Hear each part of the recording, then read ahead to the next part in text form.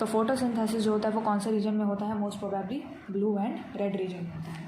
अच्छा चलो, अब नेक्स्ट उसके बाद क्या होता है? By the middle of 19th century, history पढ़ रहे हैं, ठीक है, हमें क्या मिला था? So by the middle of 19th century, देखो मेरे लिखने की स्पीड थोड़ी ज़्यादा ताकि तुम सो ना जाओ, है ना, या तुम स्किप ना मारो, क्योंकि स्किप करते करते कभी कभी मेन पार्ट भी कहीं तुम ड्रन कर दो समझ गए? स्किप करने से अच्छा स्पीड में देख लो video. So by the middle of 19th century हमें क्या चीज़ पता लगा? सोए तो नहीं ना? देखो जागे रहना प्लीज़, नहीं तो मैं यहाँ चौकीदार की तरह बोल दूँगी जागते रहो, ठीक है। सो CO2 प्लस वाटर से मिलता है हमको क्या? Carbohydrate plus oxygen. Empirical equation मैं अभी नहीं लिख रही हूँ, मैं सिर्फ इतना बता रही हूँ कि मिडल ऑफ 19th सेंचुरी में हमको ये चीज़ पता लग चुका था कि हमको CO2 चाहिए होता है, हमको वाटर चाहिए होता है, हमको लाइट चाहिए होता है, और जाहिर सी बात है क्लोरोफिल भी चाहिए होता है for the synthesis of carbohydrate and oxygen, ठीक है। अच्छा, अब तुमसे पूछा जा सकता है MCQ में लाइक दिस कि बताओ माइलस्टोन कंट्रीब्यूशन किसने दिया? तो वो था हमारा एक सबसे प्यारा सा दोस्त, माइक्रोबायोलॉजिस्ट कॉर्नेलियस वैन नील, ठीक है। तो अगर आपसे किसी चीज़ के बारे में पूछे, किसके बारे में पूछे? Milestone contribution. अगर किसी ने जैसे AIATS हो गया, क्योंकि मैं तो AIATS देती थी, तो उसमें ना काफ़ी ऐसी बचकानी तो नहीं कहेंगे, मतलब टुच्चू बात तो पूछते थे समझ रहे हो बात को?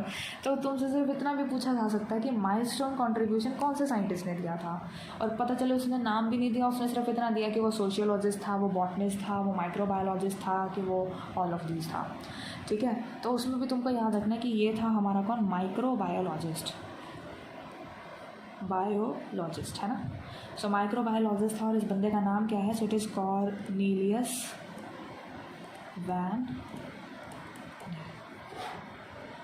तो इसने इस्तेमाल क्या किए? ग्रीन और पर्पल बैक्टीरिया इस्तेमाल करे, ठीक है। NCERT में सिर्फ इतना ही लिखा है, तो हम भी सिर्फ इतना ही याद करेंगे, ठीक है, कि इसने अपने एक्सपेरिमेंट्स में कौन कौन से, एक तो ग्रीन और एक हमारे कौन से बैक्टीरियाज़ को यूज़ किया था? पर्पल बैक्टीरियाज़ को यूज़ किया था, ठीक है। बस इतनी बात अभी आपको यहाँ पर याद रखना। और इसने हमको बताया कि जो फोटोसिंथेसिस होती है that is a light dependent reaction, ठीक है। सो फोटोसिंथेसिस जो हमारा यहाँ पर होता है, ठीक है, फोटोसिंथेसिस हमारा कैसा होता है? So that is what? Photosynthesis is a light dependent reaction, okay, fine. तो फोटोसिंथेसिस जो हमारे पास यहाँ पर होता है वो कैसा है? लाइट डिपेंडेंट रिएक्शन होता है। तो माइलस्टोन कंट्रीब्यूशन ही तो यही हुआ, फोटोसिंथेसिस एक लाइट डिपेंडेंट रिएक्शन है, समझ रहे हो बात को? ठीक है, बहुत बढ़िया।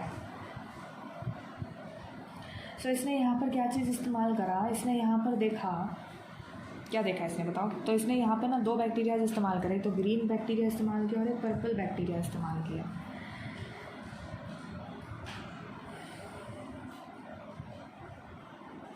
हाँ ठीक है। सो देखो इसने हमें यहाँ पर क्या बताया कि फोटोसिंथेसिस जो होता है that is an essentially a light dependent reaction. फिर इसने हमें थोड़ा सा प्रोसेस के बारे में बताया कि देखो क्या होता है कि सपोज़ हमारे पास क्या है, कोई भी एक ऑक्सीडाइजेबल कंपाउंड हमारे पास क्या है, प्रेजेंट है, ठीक है। ऑक्सीडाइजेबल कंपाउंड प्रेजेंट होता है, कोई भी ऐसा कंपाउंड जो ऑक्सीडाइज हो तो क्या निकाल देगा? हाइड्रोजन निकाल देगा। अरे भाई कॉमन सेंस है। तो ऑक्सीडाइजेबल कंपाउंड से हमारा हाइड्रोजन निकलता है, और हाइड्रोजन क्या काम करता है? ये हमारे CO2 को रिड्यूस कर देता है, और रिड्यूस करके इसको फिर किस में कन्वर्ट कर देगा? कार्बोहाइड्रेट में कन्वर्ट कर देगा। That's all.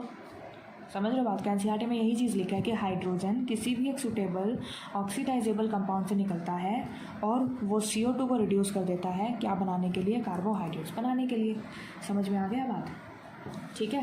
अब ऐसे ही अगर हम यहाँ पर बात करें तो हाइड्रोजन के डोनर्स अब बदलते रहते हैं। जैसे ये जो ऑक्सीडाइजेबल कंपाउंड है, अगर मैं बात करूँ तो ग्रीन प्लांट्स, इसको मतलब एक अलग पॉइंट रखो।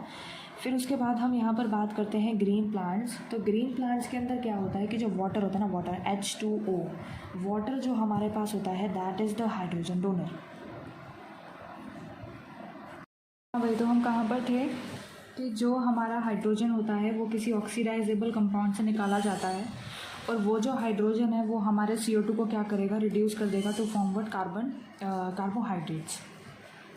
अब उसके बाद में क्या होता है कि जो हमारा हाइड्रोजन डोनर होता है, मतलब जैसे हाइड्रोजन जो है वो हमारा कहाँ से निकला, ऑक्सीडाइजेबल कंपाउंड से निकला है ना। तो oxidisable compound actually green plants के अंदर तो हमारे पास क्या होगा, वाटर। दैट इज़ कि जो ग्रीन प्लांट है या जो ग्रीन बैक्टीरियाज हैं उनके पास क्या होता है, वाटर होता है। वाटर को वो यूज़ करते हैं एज अ हाइड्रोजन डोनर, ठीक है। लेकिन जो हमारे ग्रीन या पर्पल सल्फर बैक्टीरिया जो हमारे पास यहाँ पर होते हैं, ठीक है ना, ग्रीन बैक्टीरिया मैंने शायद बोल दिया था पहले, है ना, I am so sorry for that. So green and purple sulphur bacteria जो हमारे यहाँ पर होते हैं, ठीक है। कौन से बैक्टीरिया हमारे यहाँ पर है, green and purple sulphur, sorry यार जुबान बहुत खिसक रही है। So green and purple sulphur bacteria जो हमारे पास यहाँ पर होते हैं वो किसको यूज़ करते हैं, हाइड्रोजन डोनर को, H2S को। अब देखो क्या होता है कि जो ग्रीन प्लांट्स होते हैं वो वाटर को एज अ हाइड्रोजन डोनर इस्तेमाल करते हैं, तो वाटर में से हाइड्रोजन हमारा निकल जाएगा और ऑक्सीजन लिबरेट हो जाएगा। बहुत आसान है कि जो वाटर जो है वो हमारा हाइड्रोजन डोनर के तरीके से बिहेव कर रहा है, तो वाटर से क्या निकल जाएगा, हमारा ऑक्सीजन निकल जाएगा। ऐसे ही सेम हमारा H2S में से जो ग्रीन और पर्पल सल्फर बैक्टीरिया जो होते हैं उसमें H2S हाइड्रोजन डोनर बिहेव करेगा, तो हाइड्रोजन हमारे यहाँ से निकल जाएगा। लेकिन अब यहाँ पर ऑक्सीजन नहीं, अब यहाँ पर सल्फ़र निकलता है या फिर आप कह सकते हो कि सल्फेट की फॉर्म में निकलता है, वो डिपेंड करता है, ठीक है, कि कौन सी फॉर्म में निकलेगा। अदरवाइज़ इसका मेन फॉर्म होता है ये, ठीक है। अब उसके बाद में क्या होता है, जैसे हम यहाँ पर क्या लिखते हैं, NCERT में शायद एक एम्पेरिकल इक्वेशन भी लिखा हुआ है, ठीक है। मैं फ़िलहाल के लिए सीधा भी क्या करती हूँ, मैं फ़िलहाल के लिए सीधा अभी एक इक्वेशन लिख रही हूँ जो डायरेक्टली मतलब जो मेन है, ठीक है। वो हमारे पास क्या है, 6CO2 + 12 मॉलिक्यूल्स ऑफ वाटर, उससे हमारे पास बन रहा है क्या, C6H12O6 + 6 molecules of water and + 6 molecules of O2, ठीक है। तो इतनी बात समझ में आई। तो यहाँ पर अभी हमारे पास क्या हो जाएगा, तो 6 मॉलिक्यूल्स ऑफ CO2 अभी हमारा यहाँ पर होता है, ठीक है। 6 molecules of CO2 + 12 molecules of water से हमारा ये रिएक्शन पूरा हमारा हो रहा है in the presence of light की प्रेजेंस में, ठीक है। अच्छा, तो ये अभी पर्टिकुलर रिएक्शन हो रही है। अब देखो ये जो ऑक्सीजन है, मैं थोड़ा अलग कलर का पेन इस्तेमाल करती हूँ। सो देखो ये जो हमारा क्या है, ऑक्सीजन है, ऑक्सीजन नज़र आ रहा है। ये जो ऑक्सीजन है that is evolve from water. अभी जस्ट मैंने यहाँ पर एक कहानी बताई थी, देखो सोना नहीं है बीच में, मैं पहले ही बोल रही हूँ ठीक है। तो देखो यहाँ से मैंने क्या बोला था कि वाटर में से हमने क्या निकाला, हाइड्रोजन निकाला, तो बाकी बचा ऑक्सीजन रिमूव हो गया ना। तो ऑक्सीजन हमारा कहाँ से आया, वाटर से आया, ठीक है। ऑक्सीजन जो है वो हमारा कहाँ से लिबरेट हुआ, वाटर से लिबरेट हुआ, CO2 से लिबरेट नहीं होता है, ठीक है। Later on proved bye radio isotopic techniques. NCERT में लिखा हुआ है कि जो आइसोटॉपिक टेक्निक्स मैं बताती हूँ कैसे करते हैं। जैसे फॉर एग्जांपल यहाँ पर वाटर में तो अभी फ़िलहाल O16 प्रेजेंट है, मैंने रेडियो एक्टिव ले लिया O18। CO2 के अंदर O16 ही प्रेजेंट है, लेकिन वाटर के अंदर मैंने O18 ले लिया। तो अब देखो यहाँ पर जो ऑक्सीजन है, अगर ये O16 निकलता तो इसका मतलब है कि ये CO2 से आया है। अगर यहाँ पर O18 निकला तो इसका मतलब क्या है कि ये कहाँ से आया है, वाटर से आया है। तो यहाँ पर हमने देखा रेडियो एक्टिव आइसोटॉपिक स्टडीज़ करके कि ये O18 निकला तो मतलब ऑक्सीजन कहाँ से आया है, हमारा वाटर से आया है। तो later on it was proved bye radio isotopic techniques, ठीक है, रेडियो आइसोटॉपिक टेक्निक्स, ठीक है। सो रेडियो आइसोटॉपिक टेक्निक से बेसिकली हमने प्रूव कर दिया था कि जो ऑक्सीजन है वो वाटर से निकलता है, CO2 से नहीं निकलता है, ठीक है। तो मेरे हिसाब से शायद अब आपको समझ में आ गया होगा, ठीक है। तो ये तो पूरा हमारा काम हुआ। अभी तक हम क्या कर रहे थे, सिर्फ डिस्कवरीज़ के बारे में देख रहे थे, फोटोसिंथेसिस का पूरा हमने, मैं अब ऐसे करके दिखा देती हूँ तुम लोगों को, ठीक है। सो देखो हमने पहला पेज ये पढ़ा, ठीक है। फोटोसिंथेसिस के बारे में हमने पढ़ा था, थोड़ा बहुत डिटेल किया, फिर तभी से हम क्या पढ़े जा रहे हैं, एक्सपेरिमेंट्स हम यहाँ पर कॉन्टीन्यूसली पढ़ रहे हैं, है ना। एक्सपेरिमेंट्स, ठीक है, ऑक्सीजन कहाँ से आया, वाटर कहाँ से निकला, ब्ला ब्ला, वो सारी चीज़ें भी हम पढ़ रहे हैं। Now next will talk about कि एक्चुअल में फोटोसिंथेसिस होता कहाँ पर है। सो अगर कोई भी आपसे पूछे कि बताओ बेटा फोटोसिंथेसिस कहाँ पे होता है, तो आप क्या बताओगे? हरे पत्ते के अंदर होता है। ये भी कोई पूछने वाली बात हुई ऑफ कोर्स, ठीक है। सो देखो, हरा पत्ता ही नहीं, प्लांट का कोई भी ग्रीन पार्ट हो that is involve in doing photosynthesis, ठीक है।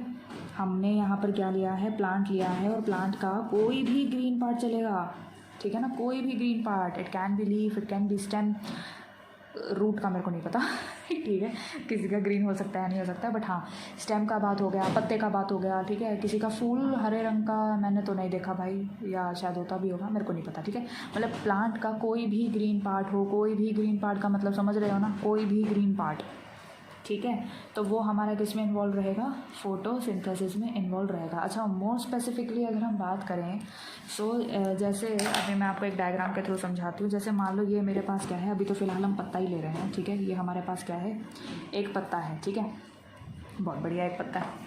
अब इस एक पत्ते के अंदर हमारे पास क्या प्रेजेंट है, कुछ सेल्स प्रेजेंट है, ठीक है। ये जो हमारी सेल्स होती हैं, इन सेल्स को हम यहाँ पर क्या बोलते हैं, मीज़ोफिल सेल्स। हम इन सेल्स को यहाँ पर क्या बोलते हैं, मीज़ोफिल सेल्स हम यहाँ पर बोलते हैं, ठीक है। तो बेसिकली क्या होता है कि जो हमारा ग्रीन पार्ट होता है उसके अंदर क्या प्रेजेंट होता है, मीज़ोफिल सेल, और मीज़ोफिल सेल के अंदर क्या प्रेजेंट होता है, क्लोरोप्लास्ट। ये सपोज मैंने यहाँ पर क्या बनाया, क्लोरोप्लास्ट। अच्छा, क्लोरोप्लास्ट के अंदर क्लोरोफिल होता है, क्लोरोफिल के अंदर क्लोरोप्लास्ट होता है, ज़रा खुद से एक बार सवाल पूछना, ठीक है। तो क्लोरोप्लास्ट के अंदर क्लोरोफिल होता है, ठीक है। सो देखो मैंने कहाँ से स्टार्ट किया, फोटोसिंथेसिस कहाँ होता है, ग्रीन पत्ते में होता है। ग्रीन पत्ते में कहाँ पर होता है, मीज़ोफिल सेल में होता है। मीज़ोफिल सेल में कहाँ होता है, क्लोरोप्लास्ट में। इतना बात समझ में आया, तो क्लोरोप्लास्ट में होता है, ठीक है। अब हम यहाँ पर क्या चीज़ देखेंगे, arrangement of the chloroplast in the mesophyll cells. कैसे, जैसे मान लो मैंने यहाँ पर क्या बनाया, ये मैंने एक पत्ता बनाया, ठीक है, और इस पत्ते के अंदर मैंने क्या बनाई थी, इस पत्ते के अंदर मैंने बहुत सारी बनाई थी, क्या, मीज़ोफिल सेल्स बनाई थी, है ना। अब क्लोरोप्लास्ट क्या करता है, क्लोरोप्लास्ट अपने अंदर कोशिश करता है कि वो मैक्सिमम, मैंने क्लोरोप्लास्ट मैंने क्या बोला, मैंने क्लोरोप्लास्ट बोला, मैंने क्लोरोफिल बोला, मैंने क्लोरोप्लास्ट बोला, है ना, हाँ। तो क्लोरोप्लास्ट एक्चुअल में क्या करता है, वो ना सरफेस पर आने की कोशिश करता है, सो दैट कि उसको ऑप्टिमम लाइट मिल सके। समझ रहे हो बात? कि यहाँ पर तो मैं तुमको बड़ा बड़ा करके दिखाया, इसके अंदर हमारा क्या प्रेजेंट होता है, क्लोरोप्लास्ट, ठीक है। सो क्लोरोप्लास्ट हमारा यहाँ पर क्या होता है, प्रेजेंट होता है, फाइन। इतनी बात समझ में आई? मतलब क्या है, एक बार फिर से, फोटोसिंथेसिस कहाँ होता है, हमने बोला हरे पत्ते में, फिर कहाँ होता है, हमने बोला मीज़ोफिल सेल, फिर कहाँ होता है, हमने बोला क्लोरोप्लास्ट, और क्लोरोप्लास्ट में भी किसकी वजह से होता है, हमने बोला क्लोरोफिल। सो जो क्लोरोप्लास्ट एक्चुअल में होता है ना मीज़ोफिल सेल्स के अंदर, वो बिल्कुल पेरीफ्री पे प्रेजेंट होता है। मतलब ये सपोज मान लो मेरा क्या है, पूरा पत्ता है, ठीक है, सपोज ये पूरा पत्ता है, ठीक है। तो मैंने क्या किया, पत्ते के आउटर सरफेस पे क्लोरोप्लास्ट मिलेगा रादर देन इनर सरफेस पे, क्योंकि उसको अपना काम करने के लिए ऑप्टिमम लाइट चाहिए। समझ गए बात को? तो क्योंकि उसको फोटोसिंथेसिस करने के लिए ऑप्टिमम लाइट मिल सके, एक पर्टिकुलर अमाउंट जितना लाइट उसको चाहिए होता है फोटोसिंथेसिस करने के लिए वो मिल सके, इसीलिए जो क्लोरोप्लास्ट होता है वो कैसा अरेंज होता है, बिल्कुल पेरीफ्री पर जा कर के अरेंज्ड होता है। क्या इतना बात समझ में आया? ठीक है, आई होप सो क्लियर हो गया हो। मेरी बहुत मेहनत लगी है तुमको ये बात बताने में। Okay fine. तो देखो मैं कुछ अब सीक्वेंस लिखूँगी पूरा। सो देखो, प्लांट, सबसे पहले बात फोटोसिंथेसिस होता है जानवरों में, जिनावर में होता है, पौधों में होता है। तो हमने बोला प्लांट्स के अंदर होता है। प्लांट्स के अंदर कहाँ होता है, फिर हमने बोला हरे पत्ते में होता है, ये ग्रीन पार्ट। अब हम बड़े बच्चे हो गए, ठीक है। पहले हम छोटे बच्चे थे, बड़ी शरारत करते थे, बचकानी बातें करते थे। अब बचकानी बातें नहीं करनी है। सो प्लांट्स के अंदर ग्रीन पार्ट के अंदर फिर हम बोलेंगे मीज़ोफिल। सीधा ही क्लोरोफिल पर मत टपक जाना, ठीक है। मीज़ोफिल सेल्स मैं आपको ये इसलिए बता रही हूँ क्योंकि आपको ऑप्शंस को देख के आंसर करना है, ठीक है।